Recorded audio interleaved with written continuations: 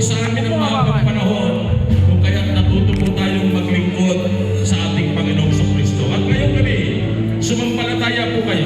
Ikaw na may sakit ngayong gabi, ikaw na nanlalamig, ikaw na batbat ng problema, sumampalataya ka, uuwi ka na pinagpala ng ating Panginoong Jesus. Kaya ngayong gabi, tayo pong lahat ay tumayo bilang ibigay ka lang sa ating talagong salita ngayong gabi.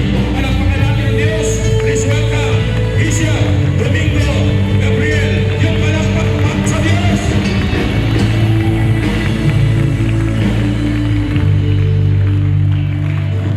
Pwede na tayong makaupo ngayong gabi. Praise the Lord. Hallelujah. Happy New Year! Happy New Year!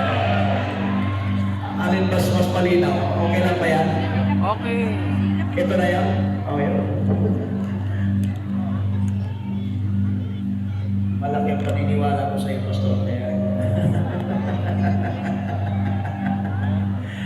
Magandang gabi sa inyong lahat. Hallelujah. Praise the Lord. Pagka ganito palang mga programa, parang matendens ka rin. Kasi sagradong-sagrado, kailangan banal lahat ang galaw at kilos. Amen. Again, Happy New Year sa inyong lahat. Hallelujah. Sa lahat ng ating mga bisita, ay magandang gabi sa inyong lahat. Kasama na po natin ang grupo at representative ng ating pong kagalang-galang na Gobernador si Rod Hernandez. Nandito po sila. Palakpakan natin. Amen. Salamat po sa ating pong Panginoon. At of course, Pastor Mario Morales is here. Together with his family and some of his people. Palakpakan natin sila. Hallelujah! Praise the Lord! At sa lahat ng mga bisita namin, magandang gabi sa inyong lahat. Ngayong gabi ay nais ko pong ipahayag at ipangaral sa inyo ang isa sa kailangan, sampalatayanan, paniwalaan, angkinin ng mga anak ng Diyos. Dahil sa katotohanan, kung ating bubuklatin ang banal na kasulatan ay malinaw na gusto ng Diyos na tayo ay pagpalain. Mga pagsabi ba kayo ng malakas namin? Amen. Kaya gusto ko po umupo na lahat, wala nang palakad-lakad, sapagkat ito ay binayaran natin ng halaga at ang babayaran natin ng halaga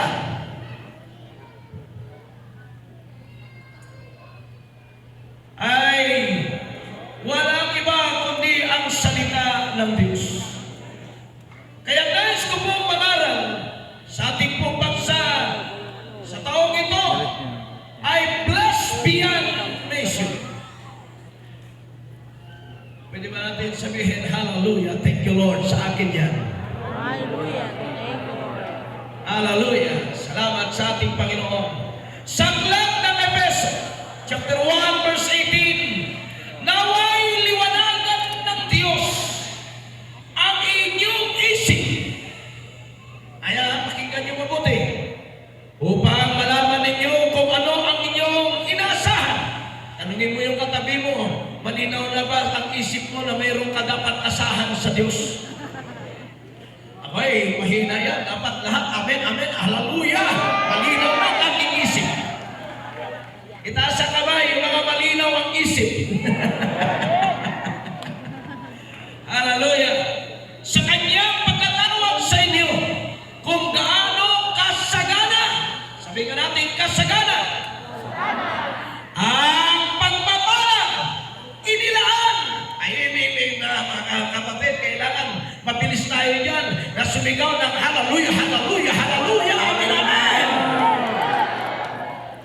Isipin niyo kung gaano kasagana ang pagpapalang inilaan niya. Sabihin mo sa katabi mo, sa akin yun, may inilaan ng Diyos sa aking buhay sa taong ito. Meron pa akong kausap sa likod, sumigaw ng amen.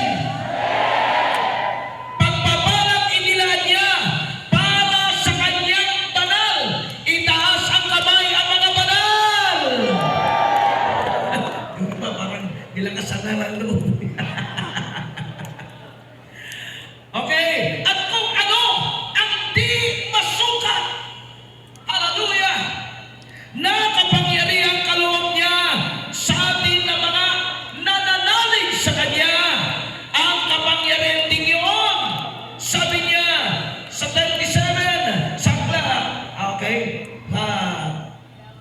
sabi niya na nananalig sa Kanya, ang kapangyarihan ding yun. Sa aklat ng Roma, chapter 8, 37, hindi, sabi niya, sa lahat ng mga ito'y siguradong magtatagumpay. Sino pong naniniwala? Sigurado ang magtatagumpay natin. Sumigaw na malakas namin.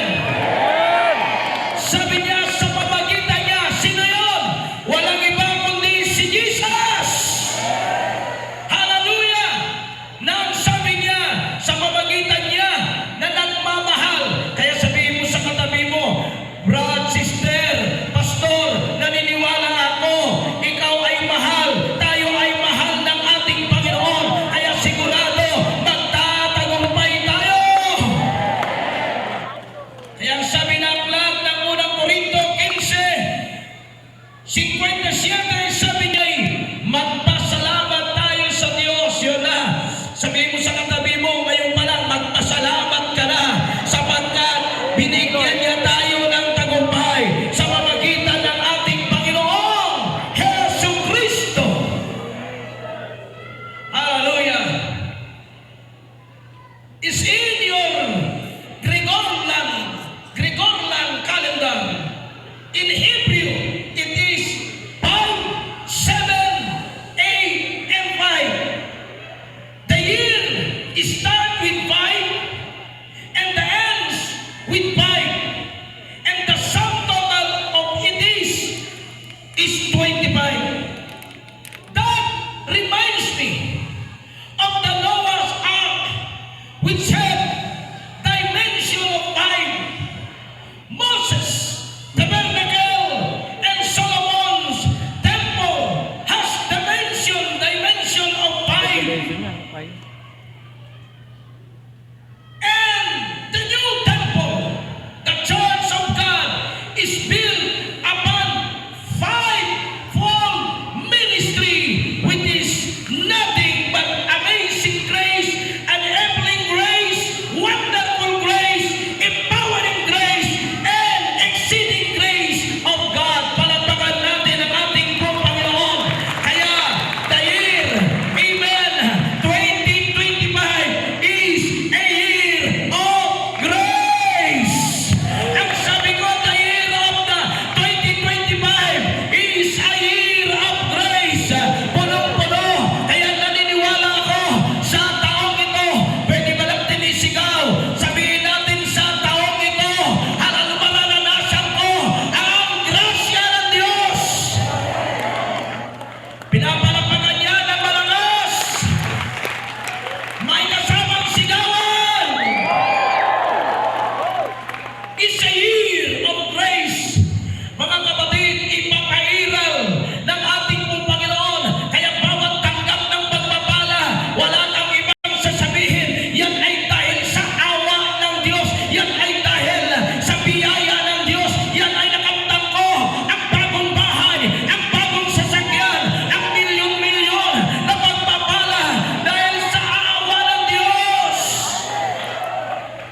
Mausok ako sa taong ito dahil sa awa ng Diyos.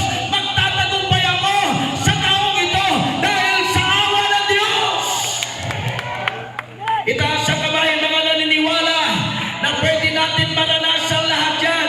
Mga kapatid, ang pinag-uusapan sa taong ito, biyaya, grasya ng ating Panginoon. Ibig sabihin, hindi niya ipagkahit ang kanyang pangarap na tayo ay kanyang pagpapalain. Bakit?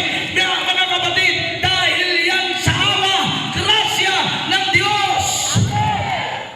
At nakita natin sa kasaysayan ng banal na kasulatan, maraming pinagpala, maraming tumanggap ng himala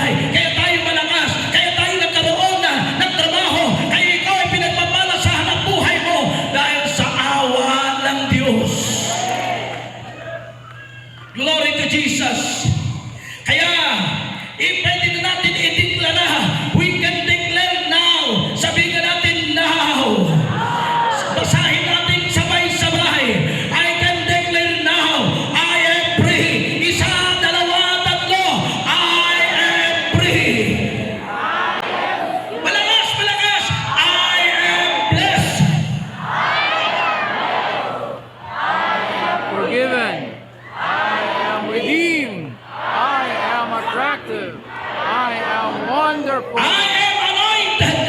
I am accepted. I am approved. I am prepared. I am qualified. Sabihin mo sa katabi mo, you are qualified. We are qualified. Hallelujah. Can you say amen? Pwedeng tayong pagpalain. Pwedeng sumagana. Pwedeng lumago. Hallelujah. Pwedeng gamitin ng Diyos. Pwedeng maging milyonaryo. Tignan mo yung katabi mo. Sabihin mo sa kanya, pwede ka. Hallelujah. Mama. Mga kapatid, sinasabi ko lang ba ito para paligayahin lang ang damdamin mo? Hindi. Naranasan ko. Buhay na akong patutuo. Ganyan din ako nagsimula. Sabi ko, qualified ako. Bakit? Unang-una. Amen. Nariyan ang biyaya ng Diyos. Kaya lakasan mo yung pananampalataya mo. Qualified ka. You are excellent. We are excellent. And I am powered. At ang sabi dito, I am child of the Most High. Palakpakan natin ang ating pong Panginoon. Glory to Jesus. Malinaw. Anak na tayo ng Diyos. Sabihin mo sa katabi mo, Anak ka ng Diyos. tayo ng Diyos. Anak ka ng Diyos. I am a child of the Most High God. Itaas ang kamay, mga naniniwalang sila na ngayon ay mga anak ng kataas-taasan Diyos. May kasamang sigawan. Hallelujah!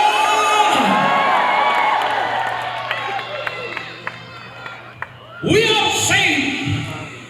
Mga kapatid, gaya ng sinabi ng ating talata, amen, sa aklat ng Efeso chapter 1 verse 18, na may, sabi niya, liwanagan ng Diyos ang iyong isip.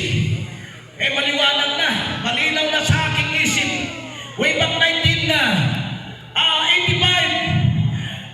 and I was 23 years old, nung ako'y nakakilala sa Panginoon, mula nung tinanggap ko si Jesus, sa una palang araw na ako'y nakakilala, malinaw na ang aking isip. Amen. Na ako'y pagtatagumpayin, na ako ay pagpapalain ng Diyos, na ako'y gagamitin ng Diyos sa mga pangyarihang paraan. At siya ang dahilan, pakinggan mabuti, yan ang dahilan kung bakit buong gawain ng Diyos, amen, hindi ako lumiban, hindi ako nag-absent. Tingnan mo yung katabi mo. Ilang beses siyang lumiban? Malinaw ang isip ko eh. Hallelujah! Malinaw ang isip ko. Ako'y pagtatagumpayin. Ako'y pagpapalain, pauunlangin ng Diyos. Hindi sa pamagitan ng lakas. Hallelujah! Hindi sa pamagitan ng talino. Hindi sa pamagitan ng abilidad.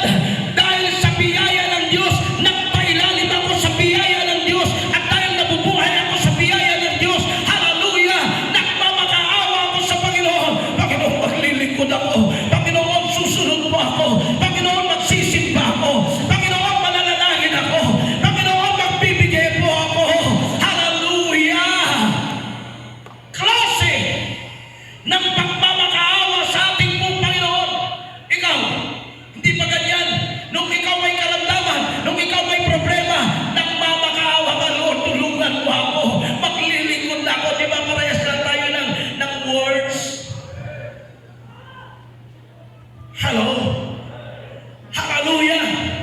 Kaya malinaw ang isip ko. Kaya sabi ko, maglilingkod ako. At ang sabi niya, kung ano ang iyong inaasahan sa kanyang pagkatawag sa inyo, hallelujah, kung gaano ka sagana. Kaya sabihin mo sa katabi mo, tapikin mo, yugin mo ang kanyang balikat kaliwat kanan. At sabihin mo sa kanya, sigurado yan, tiyak na yan. Hallelujah! Ang sabi niya rito, gaano ka sagana ang pagpapala. Ay hindi ako magtataka. Ilang beses ko nang sasabihin ito at sinasabi nito dahil hindi sundok sa buwan ang mga naririnig nyo ngayong umaga. Pwedeng mangyari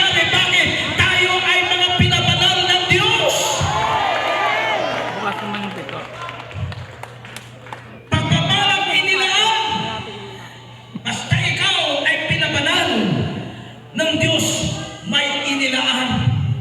Baka sabihin niyo, Bishop, bakit wala noong 2024? Hallelujah! Sabihin mo sa katabi mo, sumagot na lang, sasagutin na lang ng katabi mo. Sabihin ng katabi mo, Brad, Sister, Pastor, ngayong taon yan, ngayong taon yung inilaan, hindi 2024, ngayong taon. Ang sinong naniniwala, ngayong taon, ngayong taon, ngayong taon! Glory to Jesus! Ang mga pagpapalang inilaan niya para sa kanyang mga banal. Hallelujah! Lakaran natin, lakasan mo ang pananampalataya mo, paniniwala, kumbinsihin mo ang Diyos this year. Hallelujah! Mga kapatid, glory to Jesus, ito isang bagay na dapat lakaran natin, mga kapatid, sa 19 at kung anong di masukat. Hallelujah! Kaya yan ang tema natin, mga kapatid. Glory to Jesus sa taong ito. Amen. Can you say amen? Hallelujah! Blessed beyond measure. Ang pagpapalang walang katumbas, walang suka. Hallelujah! Yung pagpapalang ibibigay, hindi masukat-sukat. Kaya darating ang araw, yung mga pastor, yung mga pastora, yung mga disciple, amen, hallelujah, hindi katulad ng dati, amen, ang daling bilangin ang pera, kasi 1,000 lang, 2,000 lang, mga kapatid, darating ang araw, amen, magdamag ka na, hindi na kasi masukat, yung mga pagpapalang darating sa buhay. Baka akala nyo, mga pagpagala ng mga damdamin ito, hindi po. Glory to Jesus. Literal na naranasan namin. Mga kapatid, alam ni Pastor Bebot, nung una kami magsimula, kahit hindi ka magbilang, wala ka mabilang. Kaya nga ako'y nag-tricycle driver noon eh. Mga kapatid, isipin mo may gawain kami, tatatlo yung dadalo. Hallelujah, mga tulala. Amen. Sabi ko pa kay iba, kay Pastora, isipin mo amen, hahayo ako. Bago ako humayo, sabi ko sa misis ko, kay Pastora, sabi niya sa akin, Papa, wala na tayong pagkain. Kahit hindi niya sabihin, alam ko yun kasi nung isang araw pa kami hindi ko makain.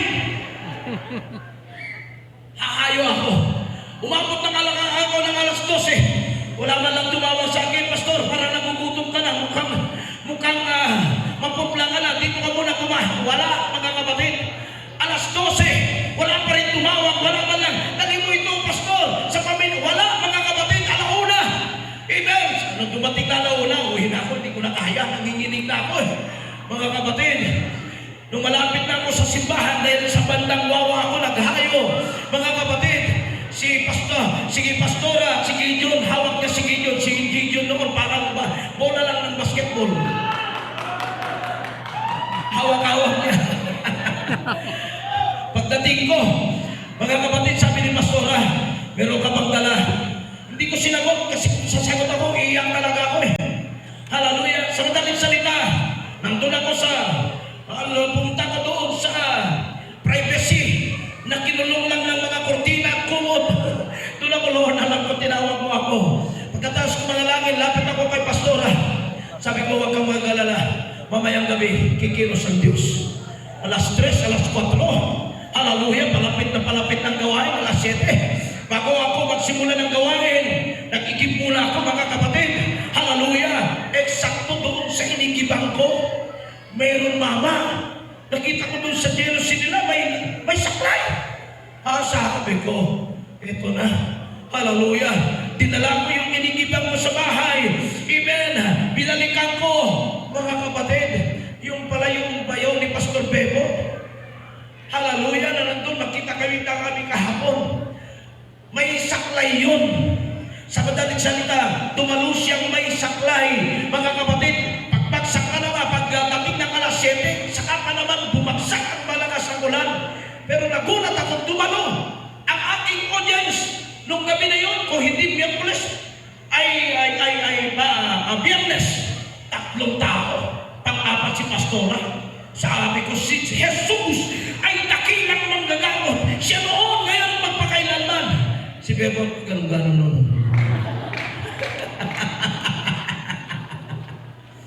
Naalala ko, 3 kayo, 3 lang kayo. Sabi ko, pagkatapos ko mangaral, sino gustong tumanggap sa Panginoon? Alam ko, wala naman iba, 3 lang yun. Sino gustong tumanggap ng himala? Alam ko, sila na rin yun, kasi 3 na eh.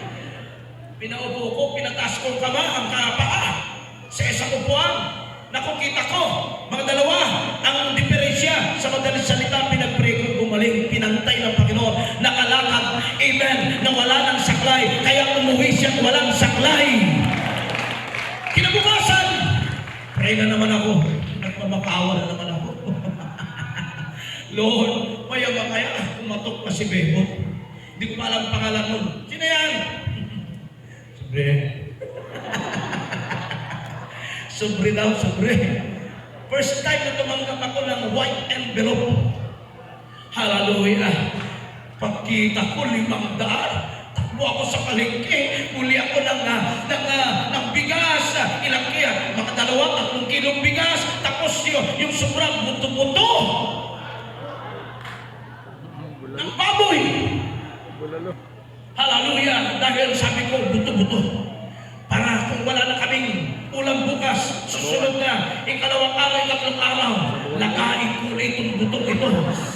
Bibili lang ako ng mga talbos-talbos. Subukan nyo, 3 araw, may lasa pa rin niya, maniwala kayo sa akin.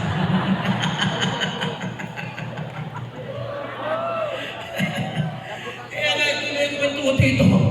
Hindi mang-iingkanya ito sa inyo. Hindi para pag kumanda lang yung pakiramdam mo.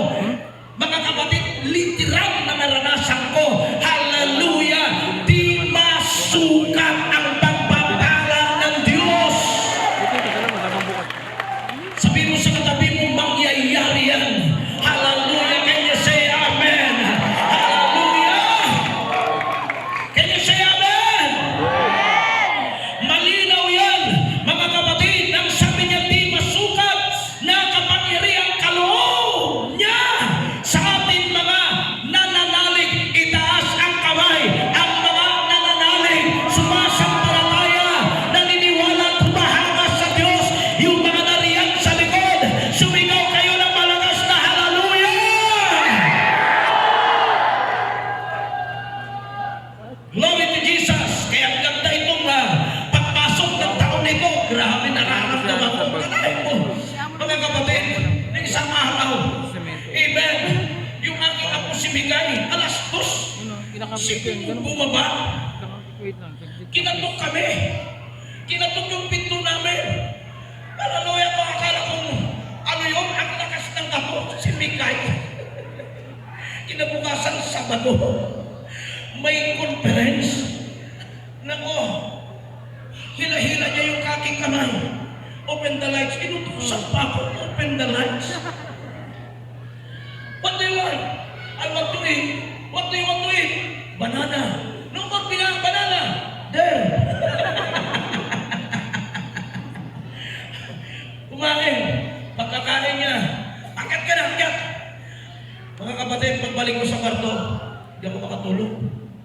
Hallelujah. Sa madaling salita, kinuha ko yung iPhone ko. Amen. Naghanap ako ng pwede ako matulog kasi bukas mangangaral ako. Hallelujah. Kaya makatulog ako na maayos. Mga kapatid, hallelujah.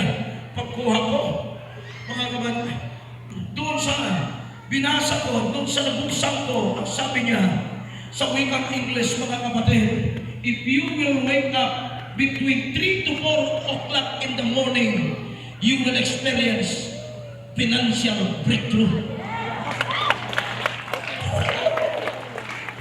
Pasok ako dun sa kwarto eh. Amen, doon sa aking home theater, doon ako umiyak, Lord. Hindi lang ako basta nanalangin, mga kapatid. Kung ito talaga yung gusto mong gawin sa akin, Panginoon, hallelujah, iseset ko ang aking alarm clock every 3 o'clock in the morning, mga nanalangin Umuwi pa ako. mababa yan eh. Ginawa ko na kanina, mga kapatid. Hallelujah. Kasi nararamdaman ko. Can you say amen? Hallelujah! May kausap mo ba ako? Akalain mo, isang pastor ang tumabi sa akin na hindi naman God's kingdom. Hallelujah! Sabi niya sa akin, Bishop, isang araw lang. Sabi niya, mula ngayon, kahit hindi pa ako God's kingdom, sabi niya, ang aking ikapo, buwan-buwan, sa'yo ko na ibibigay. Kanina umaga, tumawag sa akin isang pastor, mula ngayon, nakausap ko na. Kasi tinawag ko pa yung pastor na nagsasabi sa akin eh. Sabi niya, nakausap ko na mga leader ko. Kaya nasalita yung binanggit kanina umaga sa akin. Mga kapatid, ang sabi niya mula ngayon, God's kingdom na kami, nag-usap-usap na kami ng mga leader namin. Mula ngayon, aalisin ko na yung para God's kingdom na kami, kaya pahingin ng mga dokumento. Mukhang magandang pasok ha. Parang totoo yung alas 3 Can you say amen? Sabi mo sa katabi mo, mag-alas 3 ka rin. Alas 3 ng umaga. Glory to God. Kaya bukas, fasting natin mga kapatid. Hallelujah. Dahil ang mga nananalig, ako'y nananalig. Yun ang mandato ng Diyos. Kaya ako'y naniniwala. Itong taong ito, napakinggan nyo ba? Itong taong ito, raragasa ang mga pinansyal na pagpapala sa mga mananampalataya, sa mga anak ng Diyos. Kaya sabi ng Roma chapter 8:17, at bilang mga anak niya, ang mga tagapagmanatayo, mga anak niya, bilang mga anak, mga tagapagmanatayo ng Diyos at kasama ni Kristo na magmamana ng mga pagpapalang inilaan. Tingnan ninyo, mga pagpapalang inilaan. Kaya sabihin mo ulit sa katabi mo, maniwala ka, sampalatayanan mo, itong taon may inilaan ng Diyos na pagpapala. Hallelujah, sapagkat kung magtiis tayong kagaya ni Kristo, noon darating ang araw na pangaralan, ano yun? Pararangalan din tayong kasama niya. Abay, pinapalakpakan niya ng malakas. Kung sabi ng Galatians chapter 4 verse 7, ano ba't hindi ka nang alipin? Sabi mo sa katabi mo, hindi ka na alipin. Hindi ka naalipin. Anak ka ng Diyos. Anak ka ng Pinabanal. We are saved because we are children of God. At kung anak, itaas ang mga anak at basahin ng bala. Itaas ang kamay ang mga anak ng Diyos at basahin. Sabi niya, at kung anak, isa, dalawa, tatlo. Mayroon pang mas malakas. Mayroon eagerness. Isa, dalawa, tatlo. At kung Hindi ka.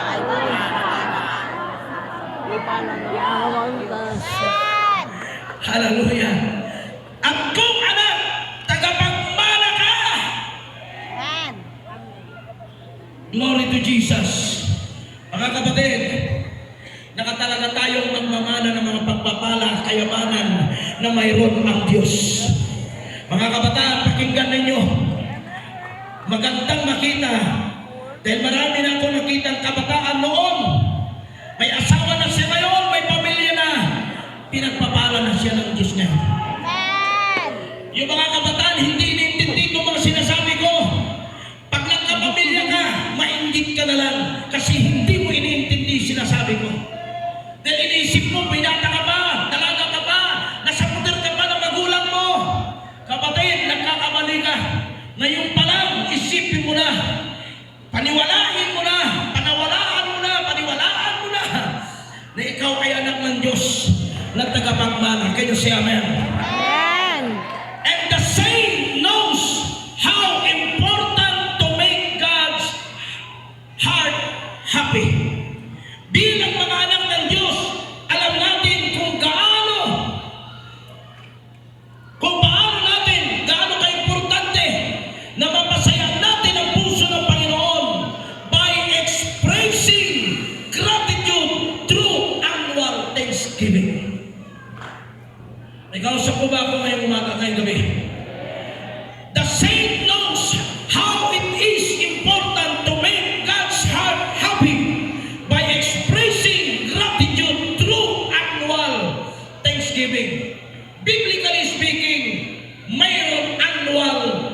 Thanksgiving. May kausap po ba ako? Amen. Sabi ng Luke chapter 17 verse 17, sinabi ni Jesus, hindi ba sa po ang pinagaling ko? Nasaan ang siyam? Bakit hindi bumalik ang iba upang magpuri sa Diyos maliban sa tao ito na hindi Hudyo? Sipin mo kung itong hindi pa Hudyo ang nagbalik loob para magpasalamat. Kaya hinahanap talaga ng Diyos, mga kapatid, yung mga pinabanal na dapat marunong magpasalamat. Kung i-question niya yan. Kaya mga kapatid, malaking question yan sa Panginoon kung hindi ka marunong magpasalamat. Can you say amen? Amen. Kaya sabi niya, bakit hindi bumalik ang iba upang magpuri sa Diyos maliban sa taong ito na hindi Hudyo? Ngayon, mga kapatid, according to studies human life, at Biblia na rin ang nagsasabi, mga kapatid, na ang buhay ng tao ay umaabot na lamang, pakita mo, ng 30,000 days. Kaya kung ang tao ayon sa Biblia ay mabubuhay lamang ng hanggang 80, ang ibig sabihin yan, ang tao na mabubuhay ng 80 years old, mayroon kang itatagal ng 30,000 days. Kaya kung 20 years old ka, you have only 22,800 days to live. If you are 30 years old, you have 19 days to live. Huwag niyo munang tignan yung katabi niyo, mamaya ba? If you 40 years old, you have 15,400 days to live. And if you 50 years old, you have 11,800 days to live. And if you are 60, taas ang kamay, 60. Sana ako doon. If you are 60 years old, you have 8,000 days to live. 70 years old, you have 4,500 days to live. And if you are 80 years old, you have only 800 days to live. Malapit-lapit ka na. 800 na lang ang na araw ang itatagal mo dito. Patay sa kanilang pagsasaliksik. At ayon sa Biblia, pinaiksi na talaga ng Diyos ang buhay ng tao. Pero ako'y naniniwala kahit pinaiksipan niya, kasi hanggang ngayon, mayroon pa naman tayo na kikita na bubuhay ng 90, 100. Isa na ako doon, isa ka na rin doon. At hindi po tayo mamamatay hanggat hindi babalik si Jesus. Yun ang aking paniniwala. Kasama ako o yun ang pag-uusap ng Diyos, kasama ka. Sabi mo sa katabi mo, kasama ka. Kasama ka. Ngayon, kung mabubuhay pa tayo kung 80 lang ang talagang nakatakda sa atin. Hallelujah, 80 years old, si Pastor Jerry, 90, hindi pa mamamatay, ay buhay ka pa. Buhay pa. Sabihin mo sa matandang kausap mo ngayon, buhay ka pa noon. Pagtugtong ni Bishop ng 80, buhay ka pa. Hello? Can you say amen? Amen. Mga kapatid, pero grabe no, 800. Bilang-bilang mo na, 800 na lang ako. Ngayon, mga kapatid, Oo nga. sa taon, araw, na itinatagal-tagal mo rito, mga kapatid, sana man lang, maisip ko na, yun na lang palang araw na itatagal ko dito. Ano nagawa ko? Napahanga ko ba ang Diyos sa buhay ko? Napaligaya ko ba ang Panginoon kahit man lang sa pagpapasalamat ko? Ganito yan, tuturuan ko kayo. Hindi para tumanggap, kundi ang magbibinipisyo ikaw mismo. Nakita natin, mga kapatid, hallelujah, kung gaano minithin ng Diyos ng mga tao yung dapat marunong magpasalamat. May kausap po ba ako ngayong umaga, ngayong gabi? Amen. Tuturuan ko kayo, mga kapatid, kung seryoso ka at talagang naisilang sa puso mo ang magpasalamat, mga kapatid, hindi yung kailan pa, December, isang linggo bago dumating yung Thanksgiving, sasabihin mo, Bishop, hindi mo na ako makakadalo. Hanap buhay mo na ako para may pang Thanksgiving. That is totally, wow, that is totally wrong. Maling-mali yan. Mga kapatid, 5 araw, 2 buwan, dalawang linggo na lang bago dumating yung Thanksgiving sa simbahan. simbahan ninyo bago dumating yung Jubilee night sa kakapag magkukumahog. Mga kapatid, ilagay mo sa puso mo yung ginagawa mo dahil diyan ka pagpapalain ang ating pong Panginoon. May kausap po ba ako ngayong umaga, ngayong gabi? Amen. Example na lang. Hallelujah. Example, if you give 500 pesos for Thanksgiving, kasi meron talaga, hindi, mayroon pa nga mas mababa eh. Just only 500 pesos for 1 year. Sa inyong simbahan, di ba, may napansin kayo, 50, 100, 500 ang Thanksgiving, parang tuwa-tuwa na siya. Isipin ninyo, kung halimbawa 500 na lang, 500, i-divide mo sa 12 months. Kasi dapat mong i-divide sa 12 months. Lumalabas, ang naibigay mong Thanksgiving sa Panginoon sa loob ng isang taon, 41 pesos and 70 centavos.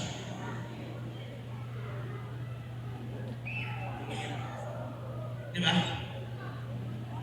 Kung yung 41 pesos and 70 centavos, mga kapatid, o sabihin na lang natin, o 41.50, i-divide mo sa 30 days, sa loob ng isang buwan, sabihin mo na lang 30 days, ang naibibigay mo lang, na itatabi mo lang na pasasalamat mo sa Diyos, 1 pesos and 50 cents.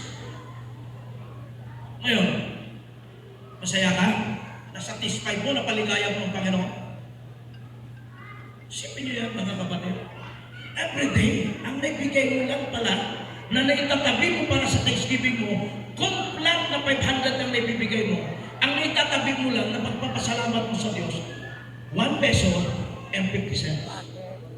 Sa binasa ni Pastor Barbie, kanina, kung gobernador ang handugan mo, mga kapatid, ang pasalamatan mo, hari ng mga hari, Panginoon ng mga Panginoon. Parang wala nang pumapalakpak ngayon. Kanina, palakpakan ng palakpakan. Di ba? Meron bang naisip nyo na ba na, there is something wrong in my life. There is something lacking. There is something mali-mali. That is not good for me. Hallelujah. I am saved. I claim. I am a children of God. And how come that I'm claiming that I am a child of God and I give only for Thanksgiving 1 peso and 50 cents a day? Tutulungan ko kayo. Sana po, simula sa araw na ito, bukas, sariwa pa ang bagong taon, bawat natatanggap, hindi ba nakakahiya sa Panginoon na ang laki-laki yung budget mo sa loan. Mas malaki ang budget mo sa loan. Sa pagpapasikat, sa kaeskwela, kaibigan, sa crush mo, ano ba, kapitbahay, mas malaki pa yung nagagastos mo sa walang kakwenta-kwenta kaysa yung nagpasalamat ka. Amen. Na yung ibinigay mong handog na pasasalamat sa Diyos na nagbigay ng buhay, sa Diyos na nag-ingat sa atin ng buong taon. Kumputin mo yung nagagastos mo sa loob. Yung pagpapasikat mo. Sa mga luho mo. Walang problema doon eh. Mga kapatid, ang problema, amen, maganda na ikaw ay nakakabili ng gusto mo, pero sana i-safety mo yung pagpapasalamat mo sa Diyos. Kaya hindi mahirap talaga pagpalain. Ilang taon ka nang dumadalo? Napansin mo ba walang nangyayari? There is something wrong. Lumalabas every year. Kung hindi mo mula, lalo pang naghihirap. Kasi isipin mo naman. Ngayon, sabihin na lang natin mga kapatid, if you give 10 pesos every day, i-times mo sa times 30, nakakapagbigay ka ng pasasalamat sa Diyos ng 300. At yung 300, i-times mo sa 12 months, at least nakapagbigay ka ng pasasalamat mo sa Diyos, 3,600. Kumpara dun sa 500 lang. Nag-ausap po ba ako? Ito yung hindi natin naintindihan. Ang lakas sa pakiramdam ng pananampalataya mo na pwede kang magpalain ng Diyos. Pero hindi mo halata dahil walang nagko-compute, hindi yan pala talagang problema. Mga kapatid, hallelujah, naway, kaya nga po, parang ordinansya ng God's Kingdom sa bawat simbahan, sana po mahalaga yung Thanksgiving. Ordinansya ng God's Kingdom, pahalagaan po ang Thanksgiving. Kasi walang ibang magbibenepisyo, hindi pastor, kundi ikaw mismo. Dahil naniniwala ko, mga kapatid, kung mayroon isa sa pinakamagandang makita ng Diyos na ugali, marunong tumanaw ng utang loob sa pamagitan ng pagpapasalamat. At ang pagpapasalamat, pagpupuri sa Diyos, the highest form of worship, no other than what? By giving. Give thanks. Pagbibigay. Ano yung awit natin, Pastor Bebo? We bring the sacrifice of praise. Di ba maawit tayo ng ganun, Pastor? Hindi na inaawit eh. Kasi wala na yata. Thanksgiving with sacrifice of praise. May kausap po ba ako? Now, 20 years old, you have 22 days, 22,800 days. Kapag naibigay mo lang ang 500, ang naibigay mo sa buong buhay mo, sa edad na 20, umaabot lang 950,760. Wala pang 1 milyon. Sa buong buhay mo.